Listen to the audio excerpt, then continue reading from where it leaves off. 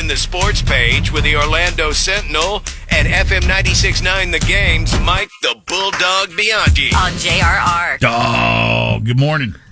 The sports page brought to you by Renewal by Anderson. Their windows and doors can stand up to the heat and howling winds of Florida. And right now, it's free window February. Buy 4 windows or doors. Get the 5th free plus 0 down, 0 payments, 0 interest for 2 years. Visit bestwindowsflorida.com. Can I say something real quick before we get into sports? It's your segment, brother. I meant to tell you this on Monday. You know, I was at the fishing tournament in Leesburg on Saturday. I had 2 JRR listeners come up to me at the tournament at Ski Beach over there, and they said, "We love when you do the birthdays and sing at the end of your segment. And what's great is that Lynch and Taco act like they hate it, but they really love it." So the listeners are on to you guys, okay? They're on to you guys. Well, I mean, it is hard to deny your dulcet tones, totally in key, and you know. And then getting the words wrong, yeah. All right.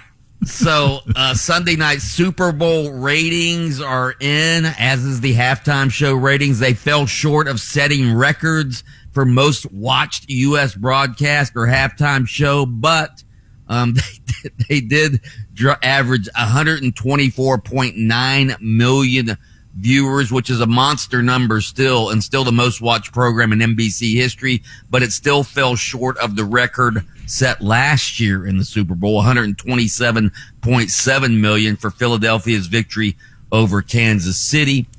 If you dig deeper into the numbers, though, the audience for Sunday's game peaked at 137.8 million viewers during the second quarter, which was a record for the second quarter and more than the second quarter of last year's game. So my theory is people were watching, but when it was clear that this game was a dud and there were no touchdowns scored in the first 3 quarters, that people just either clicked off their TV or left their Super Bowl parties and went home. Yeah. And the halftime show is the 4th most watched halftime show. That's right. 128.2 million, 4th most ever behind Kendrick Lamar last year, Michael Jackson in 1993, and Usher in 2024. We all kind of predicted that it was going to taper off, you know, once you got up to that second, third quarter. Well, the peak came, you know, when everybody in America called each other and go, "Quick, tune in! They're about to kick another field goal." Right. Excitement happening.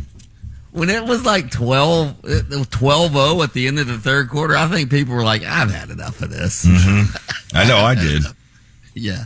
So anyway, by the way, the NFL playoff figures, the NFL averaged 37 million viewers for the first 3 weekends of the playoffs.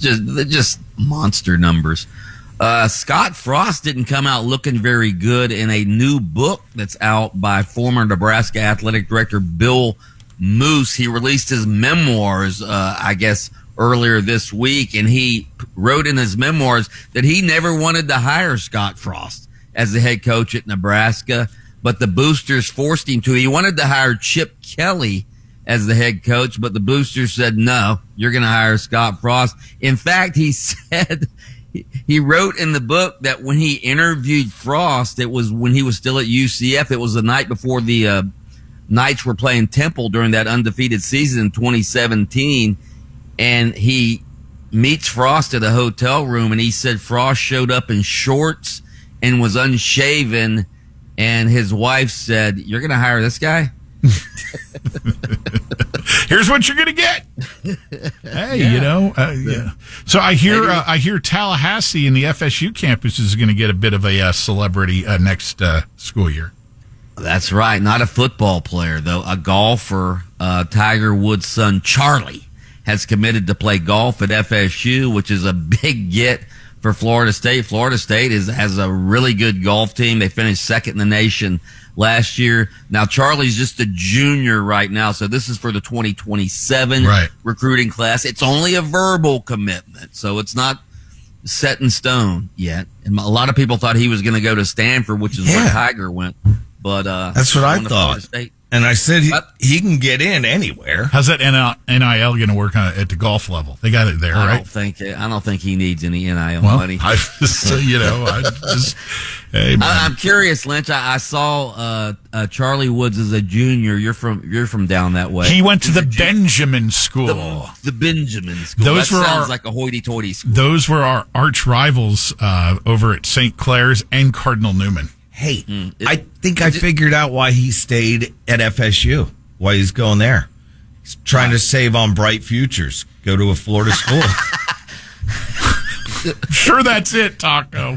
I think his future's bright without that state of Florida scholarship money. Okay. Yeah, Benjamin is where, that's where I told you this story about, Jack Nicklaus's kids went, and I played football against one of his sons. And planted his son, the quarterback, right at the feet of Jack on the clay infield of the baseball diamond. Palm Beach Benjamin. How'd that taste, Palm Beach Benjamin? North Palm Beach Benjamin.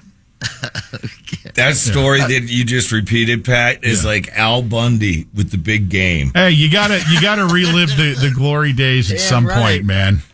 Damn right. Yeah. So, speaking of hoity-toity names, so we have Buddy Pittman. We had Buddy Pittman on our show yesterday, the Orlando TV legend who's really in the NASCAR. He loves NASCAR. So we had him on talking about the Daytona 500, and I said, what are the big storylines this year? And he said, well, the main one is, can William Byron win his third straight Daytona 500, which has never been done before? And I go, buddy, you're a NASCAR insider. You have to tell William Byron, if he wants to be embraced by NASCAR fans, he has to change his name to Billy Byron. I've been saying that for how long? A long time. What did Buddy say when you told him that? Buddy agreed with me. He goes, yeah, Billy Byron is a NASCAR name. William Byron sounds like he went to the Benjamin School. Exactly. He probably did.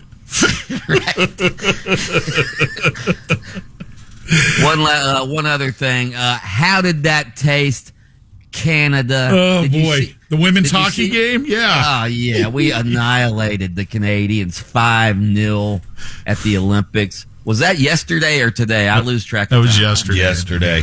Hey, don't forget about our Magic tonight. Yeah, Magic are home against the Bucks before the All-Star break, doggy. That's right. It could be 4 straight if they win. The Franz is healthy now. First time in 471 days the Magic have had a fully healthy roster. So hopefully they'll win tonight, go into the All-Star break on a hot streak, and come back and make a charge at the end of the season. Miami will be getting fined after their fans stormed the court after they beat North Carolina last night. Good Lord. This court storming. Don't get me. But I know we just like to get, we know that's an irritant to you, much as your singing is to... Anyway, Mike the Bulldog Bianchi, host of Game On with Brandon Kravitz, weekday afternoons at 3 on FM 96.9 The Game. Go for it, dog! Happy birthday to the great Sheryl Crow. I'm gonna soak up the sun, gonna tell everyone. What song